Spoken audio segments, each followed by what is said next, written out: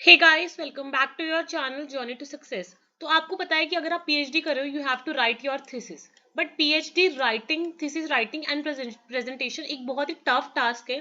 सो इस हैंडबुक से आपको प्रॉपर स्टेप बाय स्टेप हर एक चीज मैं बताऊंगी कि अगर आपको पीएचडी थीसिस लिखनी है एंड उसके बाद जो क्लियर प्रेजेंटेशन डिलीवर करनी है, उसके लिए क्या सीक्रेट्स हैं, क्या स्टेप्स आपको फॉलो करने हैं। So this site from journey to success, your ultimate guide to writing and presenting your PhD thesis. Hey there, writing a PhD thesis can be tough, but don't worry, I have got your back. This handbook is here to help you through every step of the process, from forming your research questions to delivering a killer presentation. तो आपको channel पे एक proper playlist मिलेगी on PhD thesis, जिसमें step by step आपको everything मैं बताऊंगी PhD thesis के रिगार्डिंग। तो सबसे पहले आपको थोड़ा सा ओवरव्यू दे देती हूँ। देखो, अगर हमें पीएचडी में थीसिस लिखनी है तो बिफोर यू बिगिन, आपको बिगिन स्टार्ट करने से पहले क्या करना है, बिफोर यू राइट, लिखने से पहले क्या करना है, उसके बाद आप राइटिंग अपनी स्टार्ट करोगे पीएचडी थीसिस की।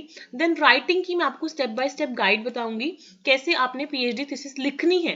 एंड अगर आपको सबमिट करनी है पीएचडी थीसिस, उससे पहले आप क्या स्टेप्स ध्यान में रखोगे एंड आफ्टर सबमिटिंग आप क्या चीजें ध्यान में रखोगे।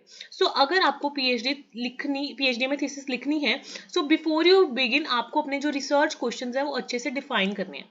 सो आपको मैं बताऊंगी क्लियरली वीडियोस में कि कैसे आपके जो रिसर्च क्वेश्चंस हैं, ऑब्जेक्टिव्स हैं, वो कैसे होने चाहिए। देन लिखने से पहले आपको एक प्लान बनाना है प्रॉपर। सो जो प्लान है, सेटिंग द स्टेज, वो भी आपको बताया जाएगा प्लेलिस्ट में। Then begin your writings. Then you after you have done your study, your data collection, then आपको राइटिंग कैसे स्टार्ट करनी है वो बताया जाएगा। एंड स्टेप बाय स्टेप आपको बताया जाएगा कि आपको कैसे स्टार्ट करना है। अब आपने सब कुछ अपनी पीएचडी थीसिस कंप्लीट कर ली, बट आप डायरेक्टली उसको सबमिट नहीं कर सकते। किन पॉइंटर्स का ध्यान रखना है वो भी मैं आपको बताऊंगी, ताकि जो आपकी थीसिस हो वो बिल्कुल परफेक्ट हो, कोई ऑब्जेक्शन उसमें ना आए। एंड आपको पता है कि थीसिस सबमिशन के बाद आपको ओपन डिफेंस करना होता है, तो उसके लिए प्रेजेंटेशन प्रिपेयर कैसे करनी है वो भी आपको इस चैनल पे बताया जाएगा। So you can get the link of the playlist from the playlist section, and आपको Telegram channel and Telegram group का भी लिंक मिल जाएगा। अगर आपको फ्यूचर में और वीडियोस के साथ ट्यून रहना है, you can subscribe the channel, and if you like this video you can like it and share it with your friends and family. So start करते हैं। This handbook is for helping you. अगर आपको PhD thesis लिखनी है with confidence and अगर कोई भी issue आता है in writing the PhD thesis, आपको हेल्प करेंगे। सो सबसे पहले आपको जो चीज ध्यान में रखनी है, you should take one step at a time. And आपको एक एक पॉइंट ध्यान से सुनना है एंड इस वीडियो को अपने सेव कर लो, ताकि आपको कभी भी थीसिस लिखनी हो आपको कोई प्रॉब्लम ना हो। तो सबसे पहले हम फर्स्ट पार्ट के साथ सोच स्टार्ट करते हैं। आपने अभी अपनी पीएचडी जर्नी में एनरोल ही किया है, तो आपको पीएचडी थीसिस लिखनी है। सो before you begin your journey आपको क्या फिगर आउट करना है, सबसे पहले आपको फिगर आउट करना है what you want to research. तो आपका व्हाट आपको क्लियर होना चाहिए कि आप किस चीज के बारे में रिसर्च करना चाह रहे हो। जब आपको थोड़ा सा सेगमेंट क्लियर हो जाता है, तो उस सेगमेंट के लिए आपको रिसर्च क्वेश्चंस बनाने हैं, मतलब अपने ऑब्जेक्टिव्स फ्रेम करने हैं बेसिकली, जो आपके गोल्स के साथ मैच करते हैं। बट या जब आपको अपने ऑब्जेक्टिव्स फ्रेम करने हैं, उसमें क्या चीजें आपको ध्यान में रखनी है, ये 5 स्टेप प्रोसेस है। आपको ध्यान रखोगे तो आपको कभी प्रॉब्लम नहीं आएगी। These are the 5 things which आप जो आपको कंसिडरेशन में लेनी है। सबसे पहले क्लैरिटी, जो आपके ऑब्जेक्टिव है वो क्लियर होने चाहिए, फोकस्ड होने चाहिए, कंसाइज होने चाहिए, कम्प्लेक्स होने चाहिए। आपको लग रहा होगा मैम क्या बोल रहे हैं कि कम्प्लेक्स होनी चाहिए, अभी मैं आपको सब पॉइंट्स एक्सप्लेन करती हूँ। एंड आर्ग्यूएबिलिटी होनी चाहिए उनमें। अब मैं ईच पॉइंट आपको एक्सप्लेन करूंगी ताकि आपको क्लियर हो। फॉर एग्जाम्पल, आपने अपने रिसर्च ऑब्जेक्टिव्स डिफाइन करे हैं, तो वो ऑब्जेक्टिव्स एंड जो रिसर्च क्वेश्चन है वो बिल्कुल क्लियर होने चाहिए। देखो, अगर अनक्लियर क्वेश्चन होगा ना, जिसमें स्पेसिफिसिटी नहीं होगी, तो आपका जो ऑब्जेक्टिव है वो बहुत ही ज्यादा क्या हो जाएगा, नैरो नहीं हो पाएगा, बहुत ही ज्यादा ब्रॉड हो जाएगा। सो आपका जो ऑब्जेक्टिव है या जो आपका रिसर्च क्वेश्चन है वो बहुत ही ज्यादा क्लियर कंटेक्स्ट में होना चाहिए, जिसकी वजह से जो पैनल है उसको आपका पर्पस ऑफ रिसर्च बहुत अच्छे से क्लियर हो जाए। अभी मैंने हर एक केस की एक्सप्लेनेशन साथ में ली है, तो जिससे आपके जो डाउट्स हैं वो साथ साथ क्लियर होते जाएंगे।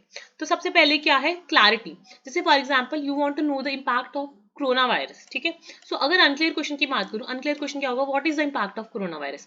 बट अगर आप अपने उसमें चेक करो कि क्लैरिटी है या नहीं, सो आप क्वेश्चन कैसे डिफाइन करोगे, what is the impact of corona virus on the return of stock market in Spain. So ये चीज क्या है, बिल्कुल क्लियर है। अगर आप impact of corona virus just ये लिख देते हो अपना रिसर्च क्वेश्चन, तो कितना वाइड हो गया, किस कंट्री का, कहाँ पे, किस चीज पे इम्पैक्ट देख रहे हो। तो अभी आपने इसमें क्लियरली डिफाइन कर दिया कि आप स्टॉक मार्केट में रिटर्न देख रहे हो, कहाँ पे, स्पेसिफिकली स्पेन में, एंड उसका इम्पैक्ट देख रहे हो कोरोना वायरस के साथ रिलेट कर रहे हो। सो आपने क्वेश्चन अपना क्या किया, बिल्कुल क्लियर किया। सेकेंड चीज आपको क्या ध्यान में रखनी है, जो अनक्लियर क्वेश्चन है वो प्रॉपरली ब्रॉड एरिया पे फोकस करता है ना, तो आपको नैरो डाउन करना है ताकि आप अपनी पीएचडी एक स्पेसिफिक टाइम फ्रेम के अंदर, एक टाइम ड्यूरेशन के अंदर कंप्लीट कर पाओ। अगर आप चीजें बहुत ही ज्यादा ब्रॉड ले लोगे तो आपकी पीएचडी तो ऐसे 10 साल में भी नहीं पूरी होगी। So you should always narrow down the scope for a specific sector and time frame. तो फॉर एग्जाम्पल आपने बोला what is the impact of Covid on the economy, ये बहुत ही अनक्लियर या अनफोकस्ड है। बट अगर आपने बोला what is the impact of corona virus on return of banking sector in Italy during 2021, तो आपने इसमें टाइम फ्रेम स्पेसिफाई कर दिया या फिर कोई सेक्टर स्पेसिफाई कर दिया। इससे क्या होगा, जो आपकी रिसर्च है वो एक फोकस्ड रिसर्च हो जाएगी। ठीक है, उसके बाद जो आपके रिसर्च ऑब्जेक्टिव्स है वो कंसाइज होने चाहिए। मतलब जो अनक्लियर क्वेश्चन होता है वो लेंथी होता है और वो इतना प्रॉपरली डिफाइन नहीं कर पाता। तो जो आपके क्वेश्चन है वो बहुत clear and to the point होनी चाहिए, जिसकी वजह से कोई भी कंफ्यूजन ना हो, मिनिमाइज करे एम्बिग्विटी को। तो इसके एग्जांपल क्या है, फॉर एग्जांपल आपने अनक्लियर या अनकंसाइज क्वेश्चन है, how should social marketing, social websites and social media mobile applications address the harm they cause to customers in Asia from 2010 to 2021। ये बहुत ही लेंथी और वेग सा क्वेश्चन है। बट आपने अगर बताया what is the impact of innovation on the performance of Spanish SME during covid pandemic, ये क्या हो गया, कंसाइज वे में आपने अच्छे से प्रेजेंट किया है अपना क्वेश्चन। उसके अलावा आपको क्वेश्चन ना बहुत कम्प्लेक्स होना चाहिए। इसका मतलब क्या है, अगर क्वेश्चन बहुत ही सिंपल होगा ना, उसमें डेप्थ नहीं होगी। ठीक है, तो आपका क्वेश्चन ऐसा होना चाहिए जिसमें मल्टी फेस्ड आप एस्पेक्ट्स लेके जा सको। For example, is economic factor important for entrepreneurs, इसका ये आंसर आप क्या दोगे, कुछ ऐसे वो नहीं है ना प्रॉपर, वो सिंपल सा है, प्रॉपर आप डिफाइन कैसे करोगे इसको। तो आप ये बोल सकते हो what are the determinant factors of successful entrepreneurship in France. एक तो एरिया स्पेसिफाई कर दिया, एंड डिटर्मिनेंट फैक्टर्स आपने टर्म डाली, तो इसमें मल्टी फेस्ड आप एस्पेक्ट्स लेके कंसीडर कर सकते हो। सबसे इंपॉर्टेंट पॉइंट सबसे लास्ट में है, but this is the most important point, कि आपका जो क्वेश्चन है वो आर्ग्यूएबल होना चाहिए। बहुत जर्नल नहीं होना चाहिए जिसकी वजह से डिबेट ही ना हो पाए, क्लियर आंसर पता हो, ऐसा क्वेश्चन नहीं होना चाहिए। क्लियर क्वेश्चन होना चाहिए जिसको इंटरप्रेट किया जा सके एंड डिस्कस किया जा सके। एंड ऐसा क्वेश्चन नहीं लेना जिसका डायरेक्टली आंसर डायरेक्टली यस और नो में हो। For example, is marketing good for a company, yes या नो, ऐसे क्वेश्चन फॉर्म में उस वे में नहीं होना चाहिए। सो आप इसको कैसे आर्ग्यूएबल बनाओगे, does social media affect customer behaviour towards sports brand, तो आप इसको आर्ग्यूएबल बनाओगे। ये आपको भी समझ नहीं आ रहा होगा, बट जब आप अपनी थीसिस कंप्लीट करने के टुवर्ड्स आओगे, आपको ये चीजें चेक करनी है, एंड स्टार्टिंग से ही आपको ये पॉइंट्स माइंड में लेके चलने हैं। 5 पॉइंट्स आपको माइंड में लेके चलने हैं, that your question will be clear, focused, concise, complex, arguable. ठीक है, ये सारी चीजें आपने ध्यान में लेके चलनी है। एंड दो बिग सीक्रेट्स क्या हैं, कि जो आपका रिसर्च क्वेश्चन है, और research question without an answer, तो अगर कोई रिसर्च क्वेश्चन आप ऐसा ले लेते हो जिसका कोई आंसर ही नहीं है, या फिर आप कोई ऐसा रिसर्च क्वेश्चन ले लेते हो जिसका आपको डेटा ही नहीं मिलेगा, क्योंकि आपको पता है रिसर्च के लिए सबसे इंपॉर्टेंट है डेटा, डेटा कहाँ से लाओगे, so that can cost you a lot. तो आपको रिसर्च क्वेश्चंस इस तरह से एडजस्ट करने हैं कि लेक ऑफ डाटा का केस ना हो, लैक ऑफ डाटा का केस ना हो, एंड कोई ऐसा रिसर्च क्वेश्चन ना हो जिसका कोई आंसर ही ना हो। सो ये एस्पेक्ट्स आपको बहुत ही ज्यादा ध्यान में लेके चलने हैं। अब आपने एक प्लान बना लिया, अपने रिसर्च क्वेश्चंस को फ्रेम कर लिया, तो क्वेश्चंस के अकॉर्डिंग ही आपको अपनी पूरी थीसिस उसके अराउंड ही घुमानी है।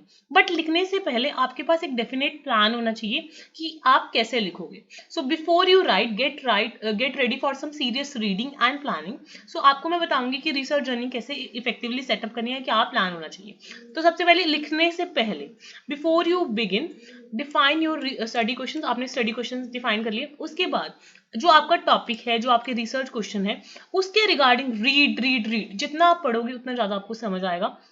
सो रीड कहाँ से करना है, मीडिया से पढ़ना है, blogs, personal experiences, academic articles, professional articles, popular internet web pages, जो भी आपको बेस्ट सोर्सेज मिलते हैं उन क्वेश्चंस को डिफाइन करने के लिए उन सबको रेफर करना है। एक और चीज, लोग क्या करते हैं, स्टार्टिंग में पढ़ी जाते हैं, बाद में कुछ याद नहीं रहता। तो जैसे जैसे आप पढ़ोगे उनको, साथ के साथ आपको सेव करना है इन स्पेसिफाइड डॉक्यूमेंट।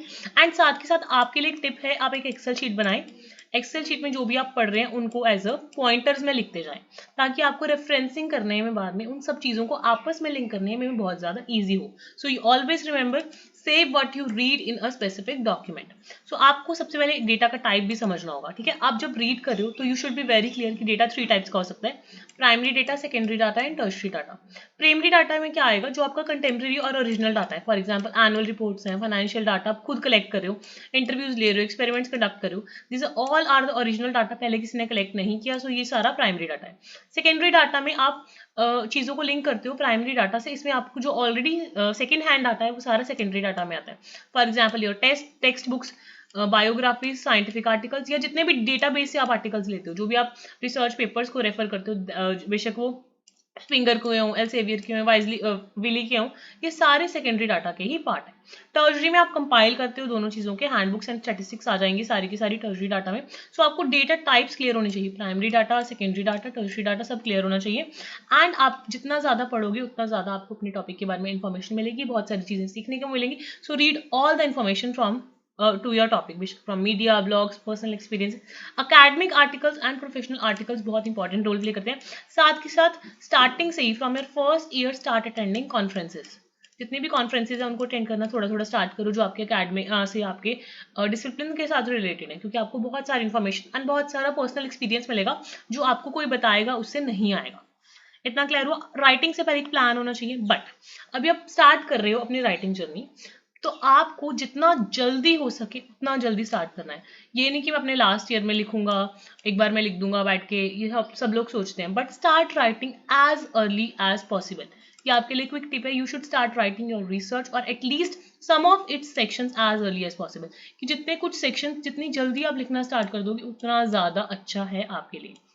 अब लिखना क्या है, आपको फॉर्मेट क्लियर होना चाहिए। कुछ एकेडमिक इंस्टीट्यूशंस का अपना एक स्पेसिफाइड वे होता है, वो आपको पहले क्लियर होना चाहिए। उसके अलावा एक जो जर्नल फॉर्मेट होता है वो मैं आपको बता देती हूँ कि क्या फॉर्मेट होता है।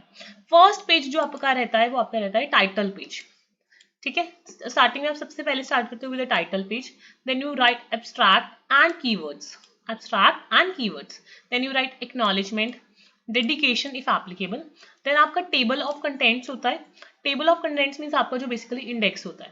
Then you have list of tables, then list of figures, then you have introduction. Introduction में क्या क्या चीज़ें आएंगी, फिनोमिना आएगा, positioning of study within the field आएगी, आपका रिसर्च का मोटिवेशन क्या है, प्रॉब्लम क्या है, ऑब्जेक्टिव है, ये क्या आएगा, रिसर्च के क्वेश्चंस एंड ऑब्जेक्टिव्स क्या है, क्या मेथोडोलॉजी आप अडॉप्ट करोगे, आप कैसे प्रेजेंटेशन करोगे अपने पूरे प्लान एंड स्ट्रक्चर की, वो सब आप अपनी इंट्रोडक्शन सेक्शन में बताते हो। देन आपके एक या दो चैप्टर्स होते हैं लिटरेचर रिव्यू के। लिटरेचर रिव्यू में आप अपने जो आपकी रिसर्च है उसका बैकग्राउंड डिस्क्राइब करते हो। So describe on your background behind your research. तो इसमें थ्योरेटिकल फ्रेमवर्क भी आता है आपके सब्जेक्ट का, साथ के साथ एम्पेरिकल स्टडीज भी आती हैं आपके सब्जेक्ट के साथ related. Then you define the hypothesis. उसके बाद आपकी जो एम्पेरिकल स्टडी है, जो आप खुद स्टडी कंडक्ट कर रहे हो, उसके 3 to 4 चैप्टर्स रहते हैं, 3+4 चैप्टर्स। देन इसमें आपके एम्पेरिकल स्टडी में क्या आएंगे, आपके मेथड्स आएंगे, रिसर्च का कंटेक्स्ट आएगा, data collection, data analysis, findings, discussions and implications आएंगे। Then lastly you write the conclusion, references and appendices if needed. ये अकेला सेक्शन पे आपको प्रॉपर चैनल पे मैं डिटेल में बताऊंगी कि कैसे लिखना है। सो राइटिंग का हम नेक्स्ट पार्ट में स्टार्ट करेंगे। सो दिस वॉज अबाउट कि अगर आपने राइटिंग स्टार्ट करनी है उससे पहले आपको क्या प्लान लेआउट क्लियर होने चाहिए, क्या चीजें माइंड में होनी चाहिए। सबसे पहले तो हमने बिफोर यू बिगिन कर लिया एंड बिफोर यू राइट कर लिया। नेक्स्ट वीडियो में हम राइटिंग स्टार्ट करेंगे। राइटिंग के आपको प्रैक्टिस की भी वीडियोस मिलेंगी इस चैनल पे, आपको प्रॉपर प्लेलिस्ट मिलेगी, पीएचडी थीसिस के नाम से प्लेलिस्ट सेक्शन में आप रेफर कर सकते हो। सो हमने बिफोर वी बिगिन कर लिया एंड बिफोर वी राइट कर लिया। In the next video we will start with begin your writings, ठीक है। तो सबसे पहले आपके जो क्वेश्चंस होने चाहिए, that should be clear, focused, concise, complex and arguable. उसके बाद बहुत ज़्यादा ऐसा रिसर्च क्वेश्चन नहीं लेना जिसका आंसर ही ना हो या फिर जिसका डेटा ही ना हो। उसके बाद आपका माइंड क्लियर होना चाहिए, आपको बहुत सारा रीड करना है। रीड करने से इंपॉर्टेंट क्या है, save that in a excel file और इन अ नोट्स फॉर्म, ताकि आपको जब भी चाहिए हो आपको क्लियर हो। डाटा टाइप्स क्लियर होनी चाहिए, प्राइमरी, सेकेंडरी, टर्शरी। उसके बाद आपको जितनी जल्दी हो सके उतनी जल्दी स्टार्ट करना है एंड आपको फॉर्मेटिंग क्लियर होनी चाहिए, दैट कुड वेरी, बट जो बेसिक है उसमें टाइटल पेज रहता है, एब्स्ट्रैक्ट एंड कीवर्ड्स रहते हैं, acknowledgement, dedication, table of content, list of tables, figures, introduction, literature review, जो आपके एम्पेरिकल स्टडीज के पेजेस आ जाएंगे, देन कंक्लूजन, रेफरेंसेस एंड अपेंडाइसेस। बहुत ही आसान वे में मैंने आपको बताया। अगर आपके कोई सजेशन हो आप कमेंट सेक्शन में बता सकते हो। अगर आपको वीडियो अच्छी लगी, you can like the channel and you can also subscribe for future notifications and you can find the playlist.